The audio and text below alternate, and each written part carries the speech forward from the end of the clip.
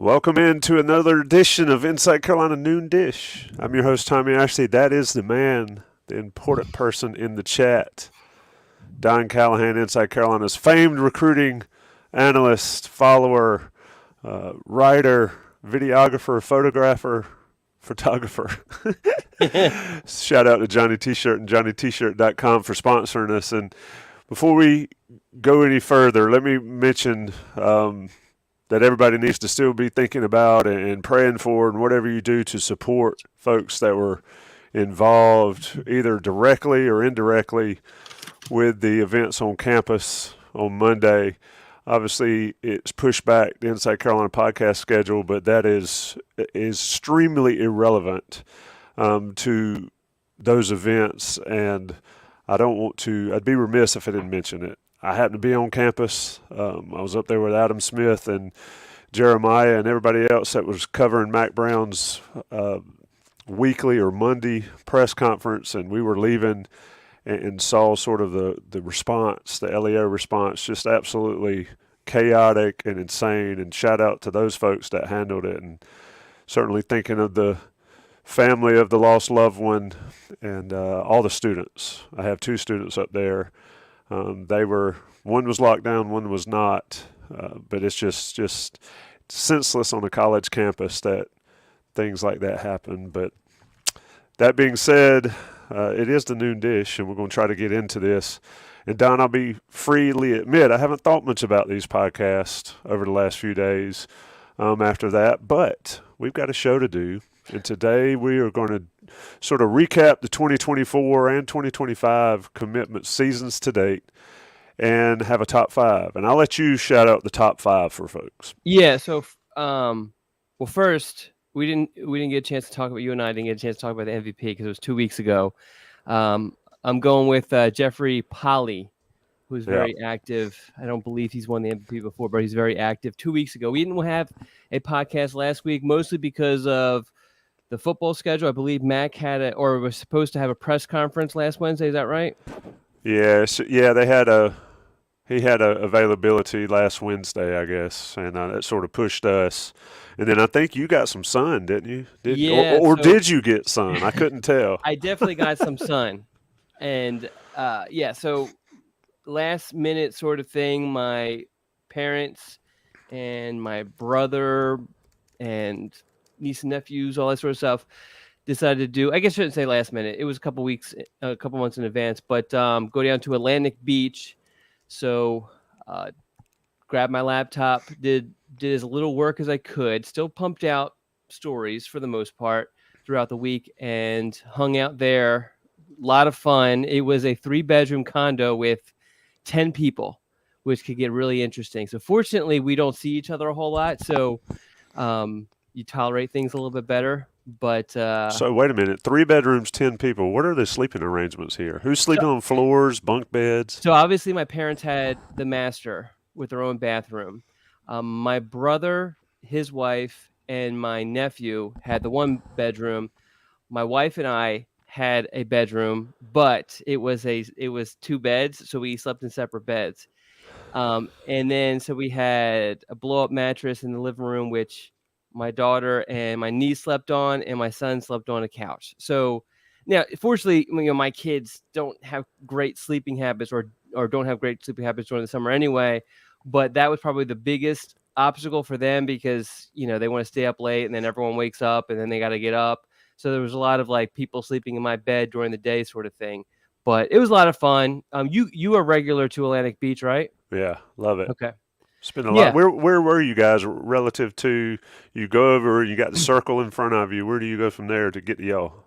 So turn right, and then I'm trying to think of what would be a great landmark because there's not a whole lot of them. Well, that Bojangles is down there with the Food Lion parking lot. So we were beyond the Food Lion. We were pretty close to the Food Lion. Okay. We were right on the beach. Condos on the left? Condos on the left, yep. I know what you're talking about. I don't know the name of them, but I know what you're talking about. We can't give away your exact location anyway. Well, I mean, it's not like our place. We just rented it for a week and we're long gone. But we had a lot of fun. So it was great. Yeah, it's always good to get away. Certainly love Atlantic Beach, love North Carolina coast. Can't beat it. and it's right there, right? It's Yeah. just, 2 hours, 2.5 for And me. not super busy. Yep, I mean, absolutely. there's only like a couple places open pretty late. That's the one negative. But beyond that, I mean, there was times where we're out there on the beach during the day, and literally it was like a football field between us and the next person, which was awesome. So Yeah, I mean, it can get hectic a little bit during the big days, but yeah, it's often peaceful down there, yeah, and the water's usually pretty good. It can get rough. I'm sure it's probably chopped up and roughy now, but yeah, fun time to go. I'm glad you got to get away. And like I told you, let's just skip the noon dish. We're not doing it. You're on yeah. vacation. I offered to do it. You did. So shout out to Don. Shout out to Anthony Wade in the chat. Says it's first time listening or first time watching live. So appreciate that. If you're new to the show, let us know where you're watching from. Also, get your top 5 game day routines in. That'll be the last part of this show. And so we've got that coming up at the end. But Don, let's sort of get into this. Yeah, well, I didn't finish. You gave me some work to do. I didn't finish. So Jeffrey Oh, Polly MVP, uh-huh. top 5 sorry, the top 5 for today is top 5 game day rituals or Okay, routines rituals. or whatever it is. Basically, because I mean, we have game day on Saturday, Yes. literally and figuratively, game day on Saturday. And so, what is it that you do on every Saturday during the college football season that's kind of part of your viewing preparation, whatever it may be? So let's have that for the top 5. And I think you had another. There was something else you had for me. I can't remember what it is now. You did the MVP, you did top 5. And then we get into the show. Okay, Talk about what whatever it we're going to is. talk about. Whatever We it is, we were going to do top 5 initial or additional pet peeves. because Tommy just comes up with pet peeves. I know Like I'm walking and a pet peeve happens. I text Don and I was like, we got to I do that top 5 literally, again. just so people, just a little bit behind the scenes here, randomly, I'll get a text message from Tommy saying we need to do top 5 pet peeves again, and I just say, "Oh, what happened this time?" And then I get no response. Well, it's because I'm handling it. It's either a Handling the shopping pet cart peeve. it's a shopping cart in the way in the parking lot somewhere.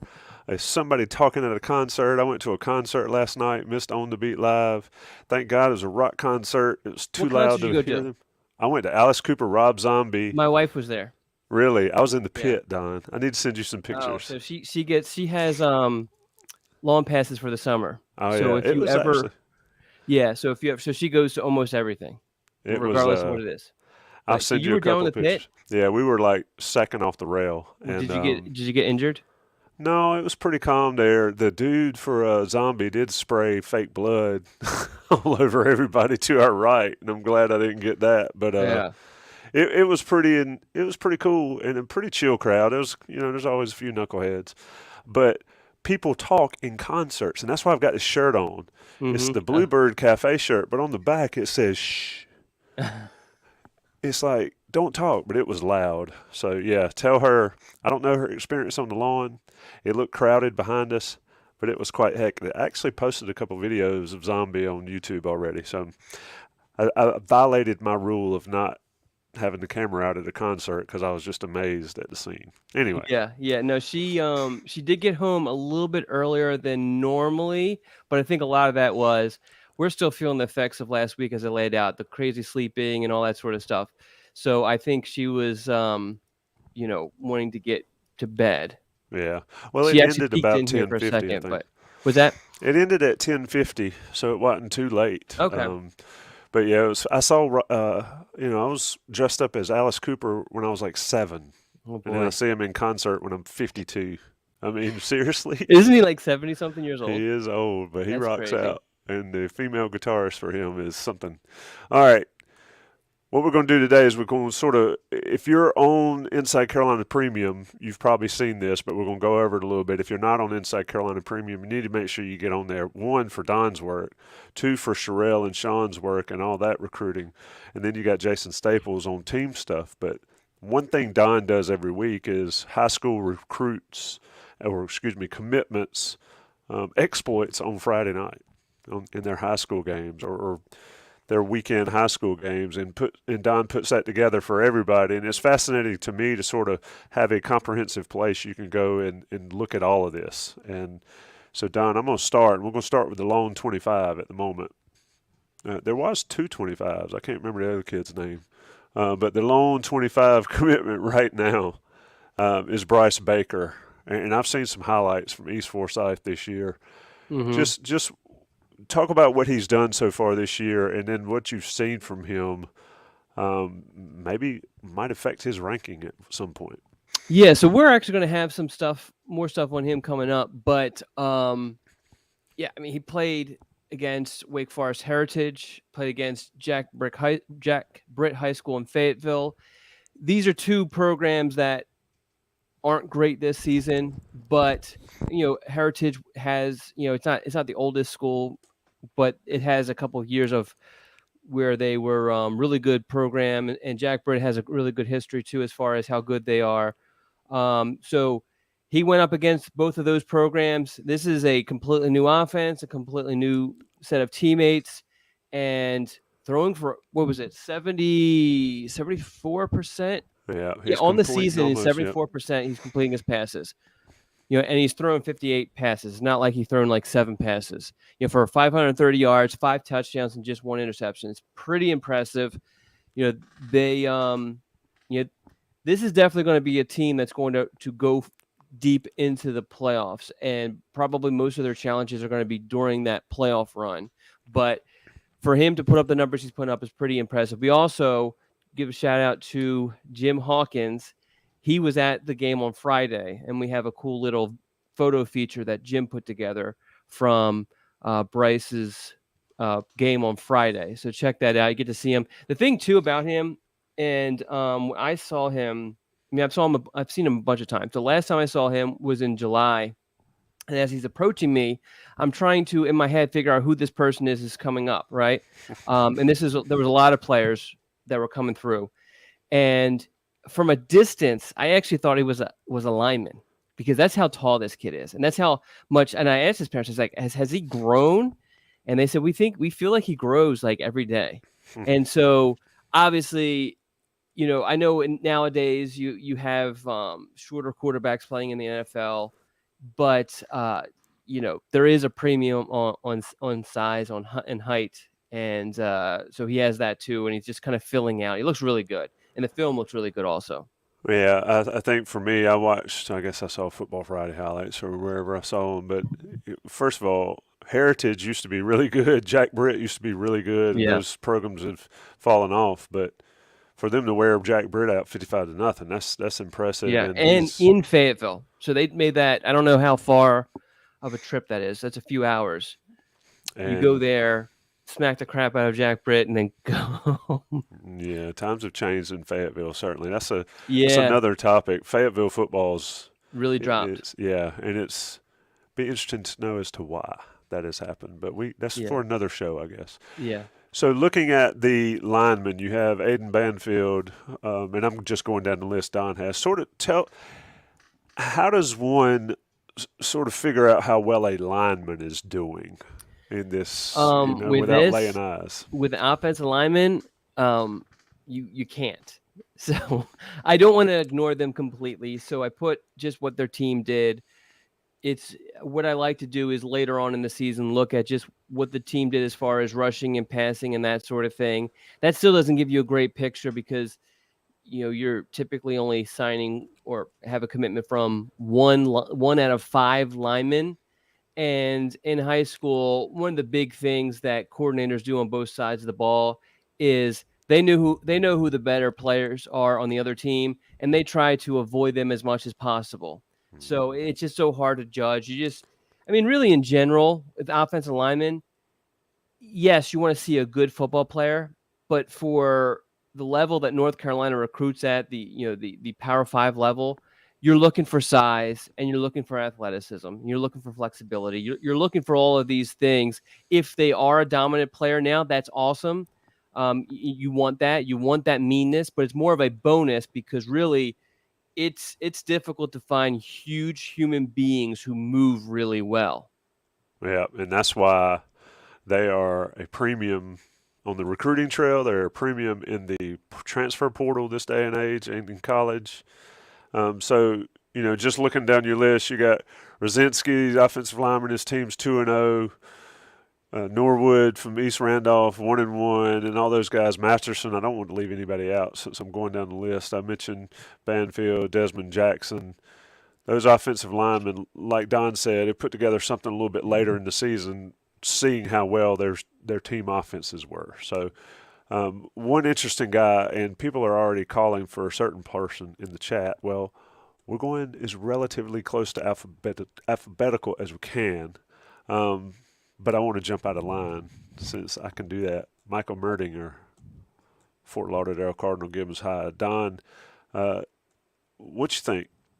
We talked about he didn't have a lot of exposure. He played behind a kid, I guess, went to UCF. Is that right? And Yes. so now he's the starter down there at, I guess, the sister school of Cardinal Gibbons in Raleigh. Yeah. Cardinal Gibbons down in Florida. What have you seen? What have you heard about his play?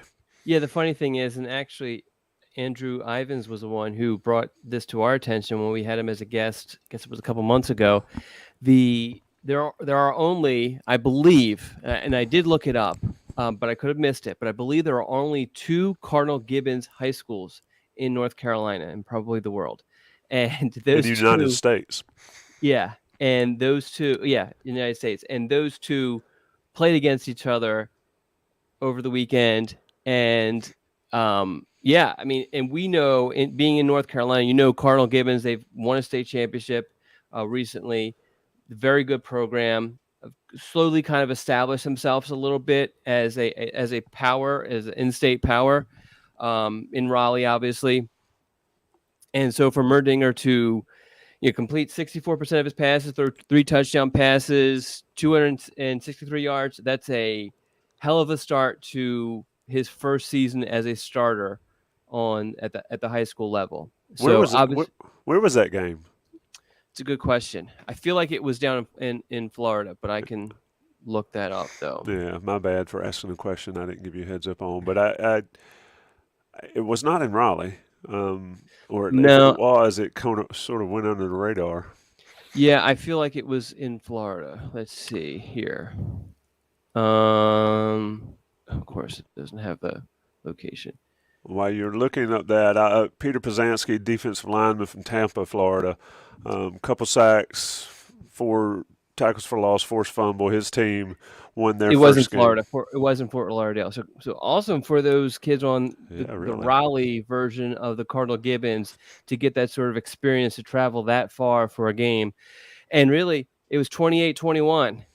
So I mean, kudos to you. Maybe a neutral site. Who knows what would happen? Yeah, you can't hide that money though, that private school money, or whatever we want to call it, to be able to fly to Florida and go to the game. But to your point, great experience for those young men that play on that team. Looking down the list, I mentioned Pazanski. You got a couple others. Let's talk about the receivers. Let's just go ahead and do it. I'm gonna let you talk about Alex Taylor first. I said alphabetical. I'm not doing that. This is too complicated.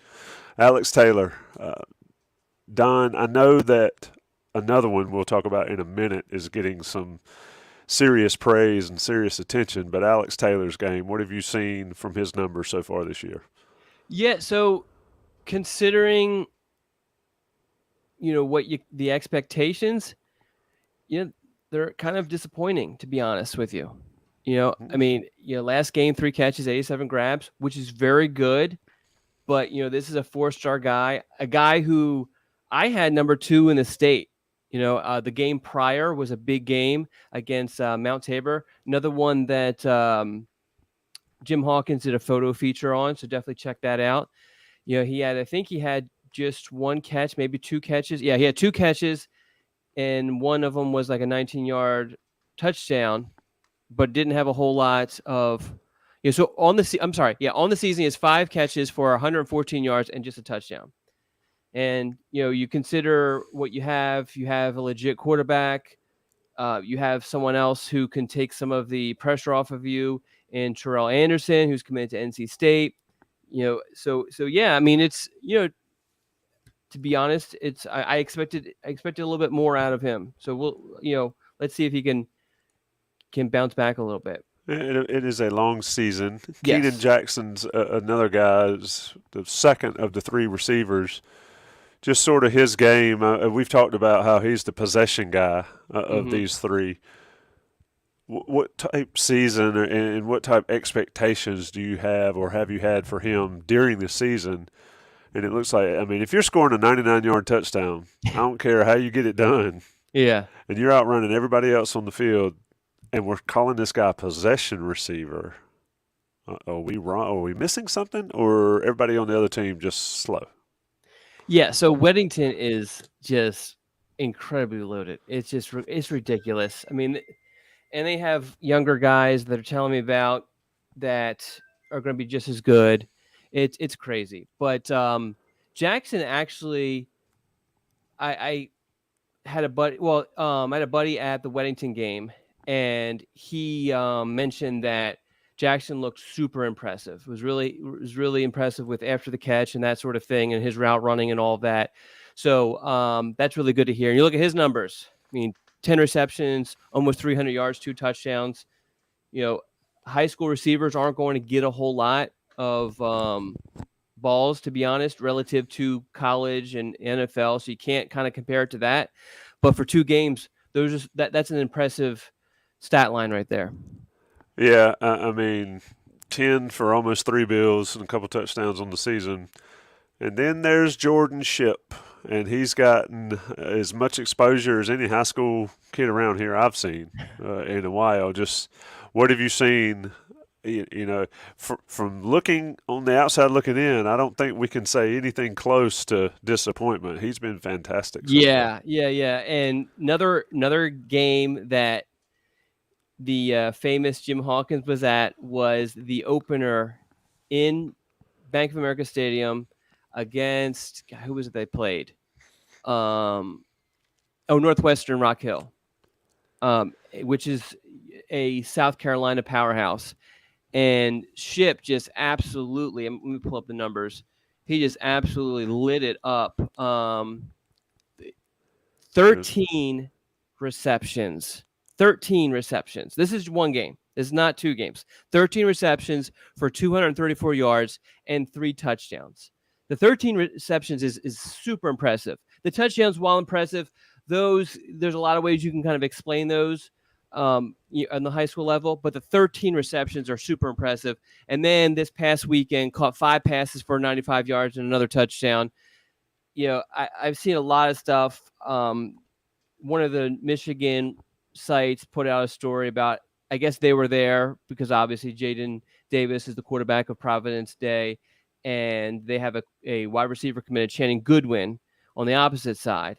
And so this Michigan reporter put out a story that how Michigan needs to continue to recruit Jordan Ship. And that's not news that I guess UNC fans want to hear. But hey, I mean, I've been praising this kid for a couple of years now. This kid is an absolute stud. People will knock him because he's not like a burner. He's not like the tallest kid, but this kid's an absolute gamer, has unbelievable ball skills. So I mean, good for him for finally getting the recognition that I feel like he's deserved for a very long time. Yeah, and for folks to remember, Don was very high on Chris Culliver last year, and Mac Brown has mentioned Chris Culliver, and Chris Culliver may well get true freshman snaps at North Carolina, especially given the question marks with Tez Walker. And somebody in the chat asked, was there any update on Tez Walker? I promise you that you will know as soon as humanly possible for Inside Carolina to get any information, positive or negative, out to the masses when the decision's been made there. Fourth receiver, and I said 3 earlier, but Javaris Green, and I said 3 earlier because he committed the latest. Yeah. Javaris Green from Shelby Crest. It was, shout out to Shelby Crest getting some love on Swamp Kings on the Untold story with Brandon Spikes. But I have not watched that yet. I'm really excited to watch it. I just haven't had an opportunity. Have you watched it all? I watched it all. I thought it was interesting. There's a ton of stuff they left out. People are banging on all the stuff they left out. But what I like about those type shows is the inside the game stuff. Yeah. Like when the game's going on and you're seeing the play and then you're having somebody talk about certain things. And, I always thought kind of Tim Tebow was like a creation later, the religious side of him and all that. I was kind of skeptical of it, but he's been that way since day one, and you can't question that dude's leadership. Yeah.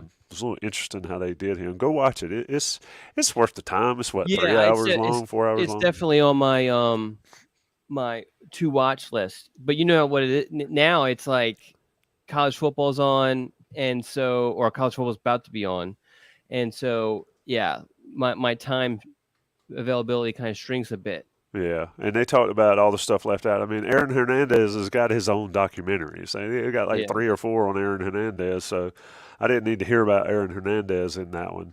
yeah. But yeah, it's quite interesting.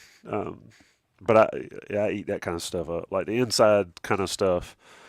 It's just like all access for Have you Carolina. listened It's to great. the Aaron Hernandez the podcast that I think it was the Boston Globe or someone like that did?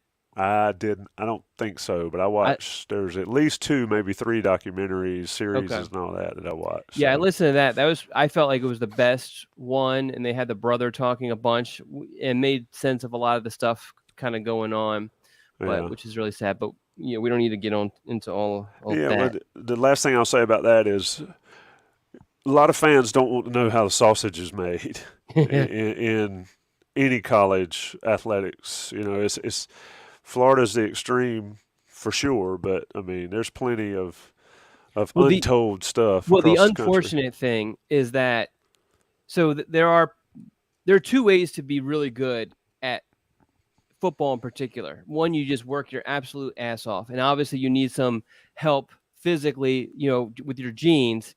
The other way is you're just you just have the genes. You were just born with it. The one thing that pops in mind, you see the stuff with Eric Gilbert. Yes. Well, that kid in person, when you see him in person, and I saw him at I think it was a Nike camp, just an absolute stud. Just looks like a guy who definitely, I think, Bud Elliott spoke really high of him being, a top tight end draft pick. And I agree with him. And it's just so sad that some of these, I don't know what it is. I don't know if it's mental health. I don't know if it's, the environments. I don't know what it is. But, that kid's definitely getting money. Why he felt like the need to break in someplace. That's obviously, we're going down a rabbit hole. But yeah, it's just unfortunate that some people who are very, very, very talented are probably not either the best decision makers or probably not very good people. Yeah. Dan Patrick, I think it was, always said, "Don't meet your heroes because you're going to be disappointed." I will second that. Yes, we don't need to go down that rabbit hole, but that guy is just like, what are we doing? Yeah. Somebody provide that young man some guidance Yes. to not be kicking in doors to go breaking stuff when he's got I don't know. Don't want to go Well, you there. know how it is. I mean, he's definitely been getting guidance. Yeah. A kid that they all the what is it 4 programs he's been at. He's definitely has had people specifically set to babysit him, to take care of him and do what he needs and make sure he has everything he needs. And And he he's still still does making it. these decisions. And there's sometimes you just can't, those kids can't get out of their own way, sort of thing. Yep. And so, but yeah, so let's keep on going down the list. Well, let me do this. Let me talk about Johnny T-Shirt right fast. We're about 30 minutes in on the noon dish with Don Callahan. Johnny T-Shirt, JohnnyT-Shirt.com. Of course, go see them on Franklin Street. If you get to Chapel Hill this week, go see them ahead of North Carolina, South Carolina, and Charlotte. Get some swag, get some gear from them. They're alumni owned and operated. Take care of them. I promise you, they will sell you at a greatly reduced price and with your Inside Carolina discount, the best stuff out there. Johnny T-Shirt and JohnnyT-Shirt.com. They'll even deliver it to your house if you don't want to go to Chapel Hill, which I can't imagine why you wouldn't want to go to Chapel Hill. But take care of them. They take care of us. And, of course, Inside Carolina Premium people get that 10% off. You find the code on the premium message boards to use either in person or online. Sponsor them. National Guys Who Pay the Bills will come right back. It's the noon dish with Don Callahan. Can Callahan. I jump in real quick? You're going to jump in? Let me bring the show back in, man. All right, bring the show back. It's kind of like let me come to a complete stop before you get out of the car. Okay. That's a great analogy on the fly. It's the noon dish. Good job, Tommy. We are back. for the second half of the show. Remember, folks, top 5 game day rituals, go-tos, whatever you do on game day ahead of the football season starting in, I guess, 3 days. Go, Don. All right. So Anthony Wade, and I'm sure you've seen this in the chat, mentioned that he's I guess, a middle school teacher, and his lunch is only from 12 to 12:30. So that's all he can watch. And so, he's probably leaving now. Why not show the noon dish to your students? Yeah, it could be like a class subject, or it could Yeah. be like a study in something. Either old men yelling at clouds, or what not to do, or what to do. my And that daughter was can be. my daughter was complaining that her science teacher talks about, I guess yesterday talked about NC State basketball, and then today she actually sent me a video of him talking about Wake Forest basketball, and she's like, "What is going on?" I'm like, "Hey, you're not learning about science, so what are you complaining about?" Yeah, I need to know like how this mixture won't blow up the classroom. If I mix the wrong chemicals, and that's about as bad as Wake Forest basketball and NC State basketball. Anyway, hey, we got some rabbit holes today. Where are Yeah, we? We're talking we're about all over the place. 2024 It's a good commitments. thing there's not a whole lot really going on.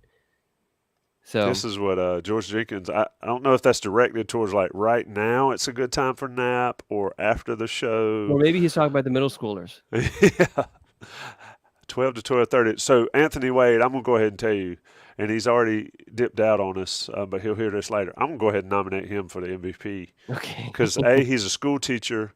B, he took time out of his day to hang it with us, and 3, he teaches middle school Yeah. where all the hormones get in, and people start just acting nuts. Yes. Because then when you get to high school, they don't have to be there, so they can go home, they can quit. In middle school, they got to be there, and a lot of times they don't want to be there. Yeah. Anyway, middle schools are, yeah. Shout out to Anthony Wade. He's my nominee. So anybody else in the chat, many regulars, they need to step up their games to take over that role. All right, let's go through the list a little bit more. I don't want to miss anybody. Evan Bennett, running back, linebacker out of Gatewood High. No news on him, how he did, or hadn't Yeah, I heard mean, since. I try every way imaginable. He's a little bit, well, he is in the middle of nowhere, so it's hard to find media coverage. So they only have, well, did they play? I guess they played 2 games. No, they only played 1 game. So they only played 1 game. So there's a little bit. I got to do some more searching on that one, or some digging. But yeah, what about though? Well, you mentioned Javaris Green. 6 receptions, 104 yards, and 4 touchdowns. All he does is catch touchdowns. Yeah, I mean, this is a team that just catch. He's Chris Carter. I don't know if anyone else outside of Philadelphia gets that reference from Buddy Ryan, but anyway, yeah, I mean, this is kind of typical, a run first team, and they just kind of throw the ball when they absolutely need to, and obviously that's what they do for Green.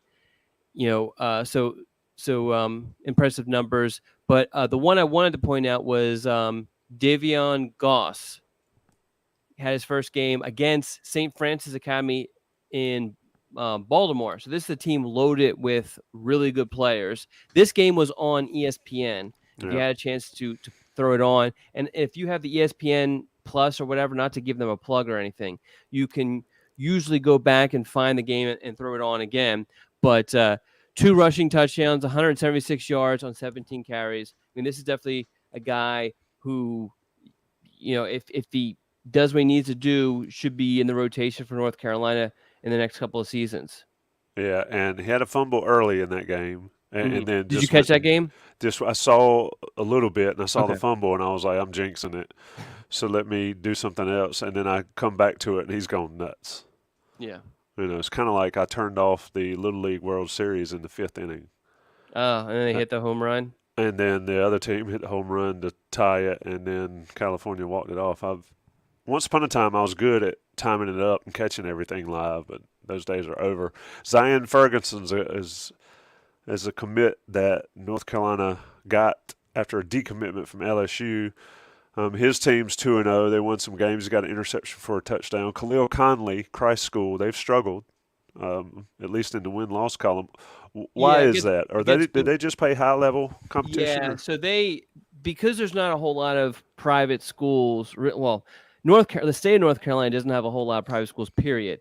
And really, while you do have Christ School and Providence Day, and even I'll throw um, Charlotte Christian in there as like really good teams that could take on any powerhouse. I don't include. I know that Charlotte Catholic and Cardinal Gibbons are private schools, but for whatever reason, they play in the public school league and are kind of sort of considered public schools. I don't understand why, but I kind of group those with the public schools because they don't have the issue of scheduling and everything that Providence Day and RGKL do. And so what RGKL is definitely trying to build. I'm sorry, RGKL. I said RGKL. Christ School. Christ School is definitely trying to build themselves up to kind of almost be, I don't want to say IMG because that's not fair, but that's kind of the route they're trying to be. I mean, they bring in kids from all over, transfer in, reclassify, do all that sort of stuff. It's a great education. It's not like this, a paper factory for diplomas sort of thing, but they try to play really good competition. St. Joseph Regional in New Jersey is a New Jersey powerhouse. They played them this past weekend, and then the weekend prior they played Valdosta, which is another really good program. So in Georgia, so I mean they're playing against really good teams. And so, this is one of those teams that's going to be like 0-4, and then they go into their actual conference play and just smack the crap out of a bunch of teams and make it a deep playoff run. They'll probably end up playing, Providence Day in the NCISAA play championship, to be honest. Yeah, it's interesting how it works with the level of competition ramps up in the early season, then conference, and then back in the playoffs. Let's see who we've got. We mentioned Ferguson. You mentioned Goss, Green, Desmond Jackson, another offensive line, Keenan Jackson, Cruz Law, Nashville. This is a guy, brother, walk on team this year. Cruz Law, it's interesting to me. Carolina recruits people a certain way, and then they do most of their damage in high school on a different position. How's it going to work with Cruz here, Don? Yeah, so there are different agendas here. The high school is going to put kids in positions that's going to help them win games. The colleges are looking at the kid, looking at their physique, looking at their measurables, basically, their athleticism, their size, and seeing what does that project best at position-wise. Every position has kind of like size and athleticism requirements that and that's how they kind of fit them in. I mean, obviously he was, Cruz Law. What is it? I don't see. He's definitely playing running back, and there was some running back numbers, but I'm gonna have to go. I think he only has some running back numbers from the first game, but I mean, he's clearly, a tackling machine at linebacker. Yeah, and I was trying to set a setting correctly, so bear with me. Okay, got it. Tim Lawson, tight end, another Florida guy, 2 grabs for 42 yards. I tell you what, if North Carolina has anything this year, they have tight ends. Tim Lawson, is he a guy that can come in after those guys will be gone and make a name at North Carolina? Do you think this season is important for him to be able to show that he can do that? Tim Lawson? Fair? Yeah. So I think this is another projection-wise. I mean, because tight ends for most high schools are just not getting the ball a whole lot, or they are playing wide receiver, and so they're not really playing like a true tight end position anyway. So you kind of have to, because a lot of times I'll get like a fan will ask me a question and be like, "Well, look at this kid's numbers. His stats are just unbelievable. Why isn't he being recruited?" And there's not like a direct correlation between high school production and college potential, which is what we're dealing with here is college potential.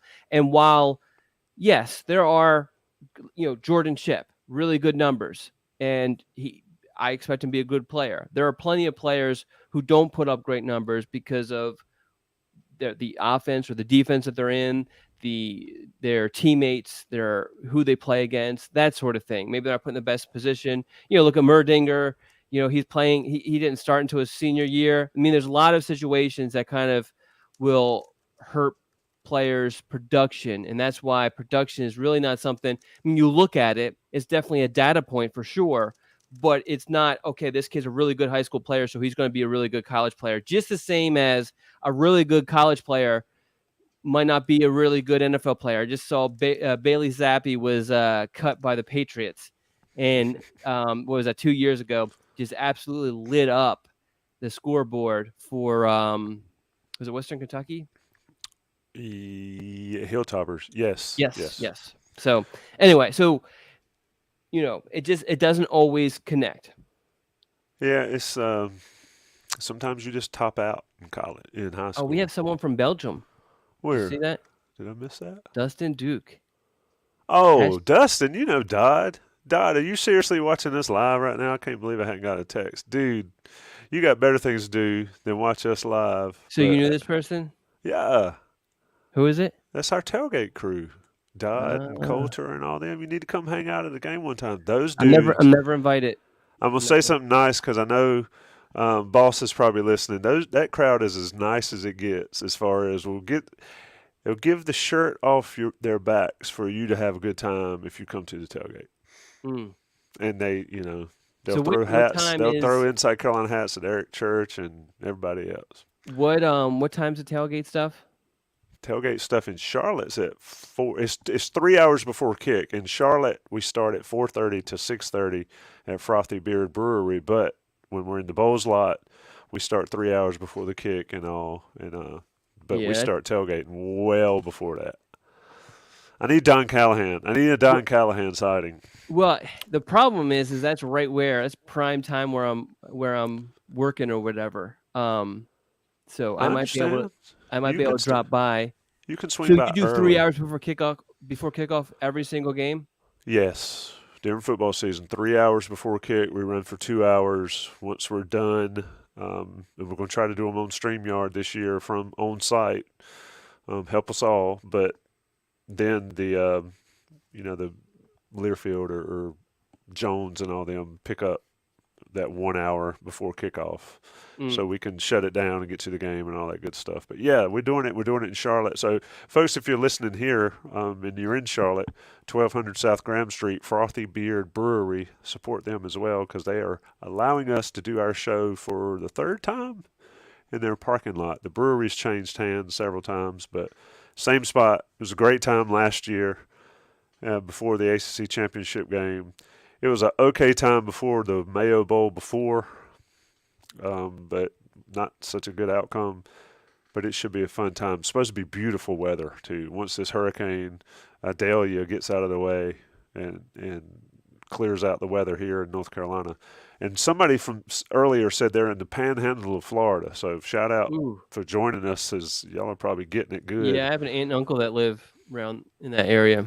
About right now, yeah. So shout out to those folks. Hope we can give you a little bit of a diversion from real life there. Jaden Patterson, defensive back, 5 tackles, field goal block. Hey, special teams. Have a feeling that'll be important this weekend. Osada has not started his season as a kicker.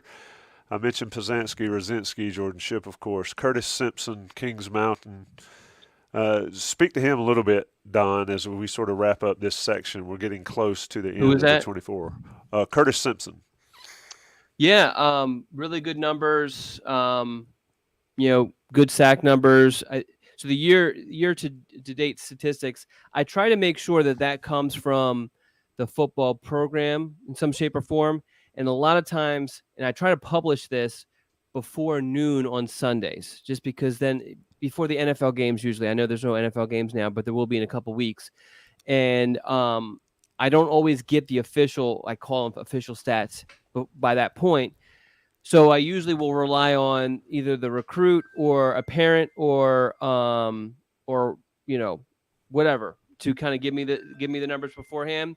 But so that's why. So his actual stats for this past weekend are not included in the year-to-date stats. So he has, roughly 4.5 sacks in 2 games, which is pretty impressive. I do want to, and this is skipping all the way down to the bottom. the two guys who I think really, I've been really impressed with the numbers that Malcolm Ziegler is putting up, and also really, second to that, Ashton Woods also.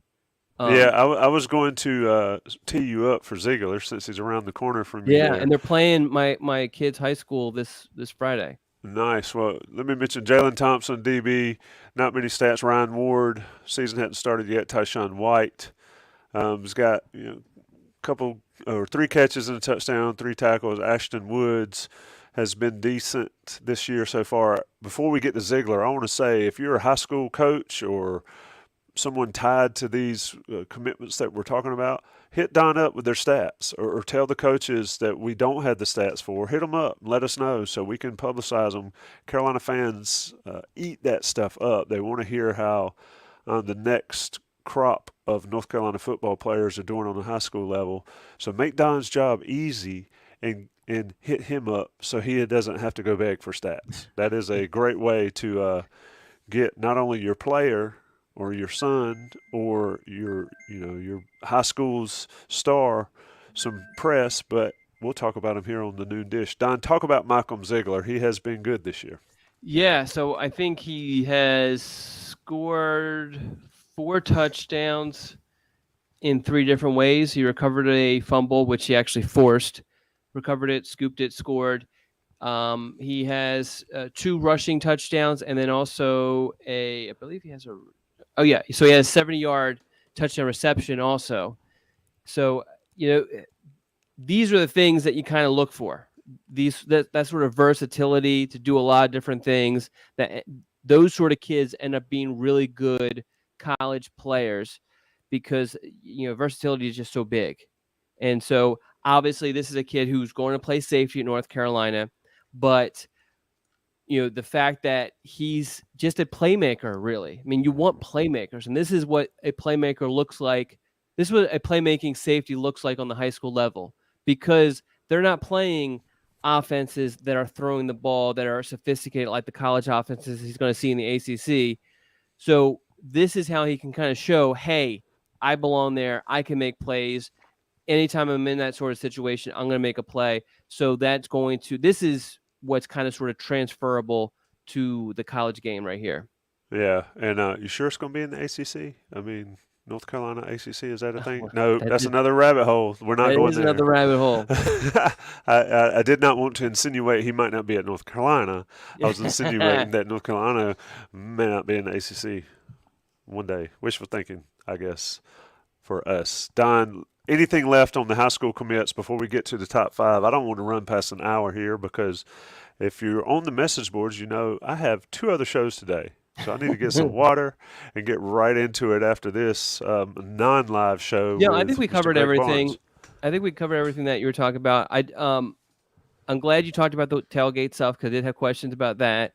I won't be down there, so I won't be able to. I don't know. Does Tommy have extra ticket? I don't. Yeah. There's always tickets. People here's the issue with people and tickets. If there is rare a time, except maybe a Taylor Swift concert, and you can still get a ticket to that if you want to spend the money, that you can't get a ticket for reasonable to anything. Mm-hmm. And the issue is people always want something free. This is pet peeve number 16. If I paid full price for a ticket, don't ask me to give it to you for free, unless you're blood or what kind of blood? Like family blood. You have my blood running in your veins, or I have yours. We have podcast blood. No. I gave you tickets before. I was looking at memories, popped up on Facebook, and it was 2009. I gave you 4 Citadel tickets. Remember that? I'm pretty sure. Yeah. Did you pay? I'm pretty sure I paid for them. You did not pay full price. There's no way. I don't know what. I have no idea how much I paid for them, but yeah, I do remember. I do remember that. Facebook memories will get you every time. That's right. That's right. All right. Even to be honest, even if this is going to sound bad, but even if someone gave me tickets, and we'll get into this. This kind of leads into the top 5. I don't want to go down to Charlotte, and I am not a big. I do like going to games. What I love more though is college football Saturdays. I'm just going to go into my top 5 so I can kind of lay it out. You can do it. My top 5, waking up. 1, I want to get my chore list. My chore list I might have to get the day before, okay? Because I want to know what I need to do so that people leave me the F alone for the entire day. And I'm going to try to get that done before noon at the latest, hopefully before like 11 or 10. So then that way, and that's kind of that's my first thing. Get those chores done so everybody leaves me alone, whatever you need, that sort of thing. I'll throw on game day. I have kind of fallen out of love with game day, though, to be honest. It's too corny for me. I don't mind the silliness. I'm not a huge McAfee fan. He's grown on me a little bit, but I really liked what's his name from Georgia. Name, Pollock. yeah, I kind of Yeah, liked what he added, and but yeah, I watch ESPN and that stuff because I like to watch highlights. But I agree, they're kind of messing up, and I love Lee Corso and I love what he's meant for the game, But it's yeah, rough. it's Yeah, I agree with you. It's rough. The past couple of years, it's you feel bad. You kind of there's moments where you kind of cringe, and it's just like, man. yeah. But I mean, I don't know. Anyway, I'm sure I'll be watching. I'm gonna be at game day. I'm gonna walk down to game day in Charlotte on I do what you have call it. so I have a cousin and aunt and uncle who, well, they don't live in South Carolina anymore, but they used to, but that are Gamecock fans, and Uh, so they're going to be there. And so my cousin was talking about how he might actually try to be on the game day stuff, and he was saying how they tell you got to show up at like 4:30 in the morning. yeah, like the gates open at 6. The show That's starts at crazy. 9. I'm gonna find the. Is it Texas A&M? Oh no, it's Washington State. I'm gonna find that guy and hide the flag. He's like been at game day for 300 straight times. Yeah. I'm going to get that. But anyway, let's talk about top 5 rituals. You want to go first, or you want me to kick Yeah, in well, I some gave you all people's? right. So chores, game day, and then I want to figure out the food situation. I got to have a plan. If we're ordering something, or if we're making something, because I gotta kind of juggle it, and then also figure out the schedule. Action Network. I don't know if have you ever followed them or been Uh-uh. on there? Um, What is they that one? always they always tweet out a graphic that actually lays out the TV channels and the games that are on, and I freaking love that Yeah. because you've been in the Man Tower. I'm going to have 4 games, at least 4 games going at once, and so I got to get a schedule to figure out what the 12 o'clock, the 3:30, the 6/7/8, and then the 10 o'clock. What am I watching on each of the TVs during those times? Obviously, you kind of have to change on the fly, but that's kind of my plan. And then just kind of relaxing in the Man Tower and watching it, and whoever's there with me, and that sort of thing. That's kind of my thing. I just love from noon until the time I'm going to bed, watching a bunch of college football games and not having to worry about maybe one of the games is a blowout and is uninteresting. I went and watched. We went to a bar in Atlantic Beach to watch the Notre Dame game. Man, so boring. Yes, Notre Yeah. Dame looked very good, but God, it was so boring. And that was the only game on at that time. Now, I really enjoyed the 3 games or 4 games that are on later on that night because a lot of those games were pretty competitive. But man, that Notre Dame game was. You want me It to was commit like blasphemy here? I watched the first. I wanted to see what Sam Hartman looked like okay. because I mean I kind of like him. I don't know Yeah. how you can not like Sam Hartman. I heard an interview with him. I think with Dan Patrick this week. I mean, cool guy. The rib Yeah. thing, wearing your rib around the necklace is a little weird. I probably wouldn't do that, but he seems pretty cool. And I didn't watch anything else. I didn't watch any more football on Saturday. I Really? For felt those like it's about to get hot and heavy, and I don't even know what I did. I probably took a nap, but probably at took your age, you probably took a nap. yeah, but So we were still in the condo and we improvised with all the screens that we could grab, laptops, tablets, that sort of thing. Obviously, we had a TV and just put on a bunch of all the games because a yeah, lot of those games got pretty interesting.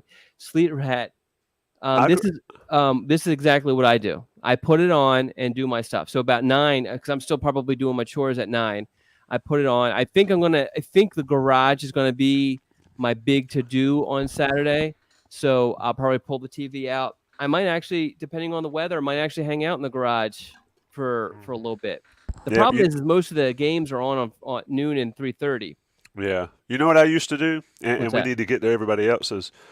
Yeah, I definitely have game. I don't sit in front of game day and watch it. Mm-mm. I listen Yeah. to it, and if they got a story I want to hear. But I used to fire up what is now still NCAA 2014, Do you? and you get the new rosters, you get everything updated and all, and I would sim whatever Carolina game was. I did that for years because it started out with Bill Walsh's college football, like in '93 or '94. Every year before I started doing this Inside Carolina stuff, and you know, I would sim whichever game Carolina had. So I would sim, Carolina and South Carolina on a neutral field on Saturday. It was a pretty cool way to do it. I can't tell you I kept notes on how realistic it was, but that was part of my routine back in the day. Let me tee off Well, some of get these. into yours then. You just gave us your one of them. Well, it's pretty similar to everybody else's. Get up. Depending on what you did Friday night, depends on what time you get up. Game day's on. You're cleaning up. This is away games. Well, okay. So what I do now is, if it's an away game, we do a Inside Carolina pregame show at WCHL Studios, unless we go to the game. And that's 3 hours before kick to 2 hours. So that sort of changes that routine. And then fly home to be able to see the game. Not technically fly, drive real quick home to be able to see the game. And then, of course, if we're tailgating in the Bowles lot before the game or in Charlotte, we get there way early, get it set up, and do it. Back in the day, it was chores and game days on, get some exercise, do some yard work, and then have the TVs on. You watch the Carolina game in the house, paying attention. But if the other games are on, you have TVs out on the patio or outside, so you can do yard work and have it on, have it loud enough. Get home, watch way too many highlights. I do like to watch college football finals on ESPN to see who gets the helmet stickers and all. Usually depending on whether or not Carolina plays well. But kind of a boring Saturday, and then watch way too many highlights. So I'm boring, Don. It's just Boring is good. No, it's all Inside Carolina these days. It's pregame yeah, shows and all that. yeah, All right, yeah. Sean Crowley, here we go. Coffee, game day. Phone tuned to all football info, all day watching, post game pods. Basically 10 a.m. to 2 a.m. It's I'm with you, fantastic. Sean. I'm with you. I used to love watching West Coast football late at night. Yeah, yeah. Eric Russ, breakfast, shower, game day football, tune wife out. I will get that one off screen No. quick. We don't need any of those up there. Sleeper hat, game day routine, college game day, wear right shade of blue, lunch tailgate with the family, beverage of choice, and watch and hopefully enjoy the game. George Jenkins, that's a question, not this. We might ask you that before we get out of here. Alan Minton, I see live show in person and radio. Alan Minton gets in the running for chat MVP just by supporting us in live or in person. Radio show after the IC, eat Franklin Street. Let Grandpa know what channel he can find the game. Jimmy Parker, wake up. Deal with the kids, Carolina football, and deal with the kids. I feel you, buddy. Been there. This is, and I put this one in here intentionally. This is going to rival Alan Wade or Anthony Wade for MVP. So we're going to have to discuss this. Might have co-MVPs today. When you're watching the game, Lot of candidates for this for when you're the watching the MVP. show in a hurricane. Did Jeffrey ever come in? I never saw Jeff Polly today. If you're in there, Jeffrey, say something. Charles Dyer, duties, stress relief, yard work, pregame, jazzed up, listen to Mac, get the favorite recliner, move around if we get behind the score. I don't really. The only time I've ever done an in-game, like I'm gonna sit on a different couch or I'm gonna sit differently. We were at Virginia Tech in Blacksburg. I guess it was 21. By the way, epic environment, whatever. At halftime, everybody in the section switched seats, and there was a lot of people probably in this chat and definitely in some of the chats that were there, and we all switched different seats. Didn't work. I don't think it matters where you sit, but I understand the superstition. Car wash country. Wake up, wash the car, game day, head to the game, or turn on the game, listen to post game with Deems, and wait for the day after podcast. Another shout out. Um, Day After is one of the most fun shows we do. Let me ask this question. I had it on here right fast before we get out of here. It is the 1 o'clock hour. Don, any material changes to high school offense and defensive schemes over the last year or so that you've noticed? Yeah, I guess just well, I think in general the offenses have more modernized. You don't see a whole lot of the wing T, triple option, even in like the far out country, eastern North Carolina. You don't see that as much anymore. And then once you get into Charlotte, I mean, they're running pretty sophisticated offenses and sophisticated defenses. I mean, you get a game like Huff versus Mallard Creek. I mean, the receivers, the DBs in those games are just, I mean, they're all going to be playing on Power 5 level. A couple years ago when Drake May was at Myers Park and had Musi Muhammad at wide receiver and I'm forgetting the other guys, and then they play up against whoever they're playing against, Huff, with the DBs that they've had throughout the years. I mean, very sophisticated. But even you don't you see everybody running more modern offenses and not so much 2 yards in a cloud of dust sort of things that you did maybe like 15, 20 years ago. Yeah, it's no longer going to, well, there's still some schools like it, but there's barely any grass on the field. Yeah. And the dudes are running up in cloud of dust in high school. No, it is pretty interesting to watch. I don't know if you heard about Southview. You got to we talked about Fayetteville being down, but Southview played a game and then all their stuff burned up. Did you hear about this? I don't think I did. So Southview down, I've got some ties to Southview. My wife's uncle was defensive coordinator there for years, back when they were really good, playing state championships, which he got out of it when they started going to the air raid and all that stuff. The defense coordinator did not like all those new five-wide concepts. But at any rate, they had a game, I believe. They opened the season, and then their gym basically burned down, took all their equipment, everything. And the community rallied together and got them all new stuff, so they did not miss a game. So shout out to the folks in Fayetteville. That's awesome. And everybody that helped a school like Southview. That's what it's all about. And high school football is getting quite intricate with everything, but it's still high school football, and it's still about the communities they play in. So pretty cool deal there. Don Callahan, anything left before we get out of here? It's been an interesting noon dish. Yeah. Just think when we return, we will have at least one game under our belts. Yeah. Should be interesting. That you won't go to with me. I'm disappointed. You won't pay for my ticket. I will. I got a parking pass for you. I got your place to park. Anyway, shout out to everybody that's been here. Shout out to the regulars and the newbies. We'll be in Frothy Beard Brewery parking lot, 4:30 on Saturday. But tonight, 9 o'clock, college prediction show. I need to get your season prediction done when we get off air, because I'm going to include everybody's on Inside Carolina, because I will not be the only one that gets picked on for some ridiculous predictions. So are you optimistic or pessimistic? Where do they kind of I'm always optimistic. Okay. I'd rather be optimistic and be wrong than be pessimistic and be right. Okay. Fair enough. Because, Eeyores are just not fun to be around. I need your predictions when we get off the air. Thanks, everybody. Thanks to Johnny T-Shirt. Like, review, subscribe, all that stuff. We'll be back live on the Inside Carolina YouTube channel tonight, 9 o'clock. Join us then.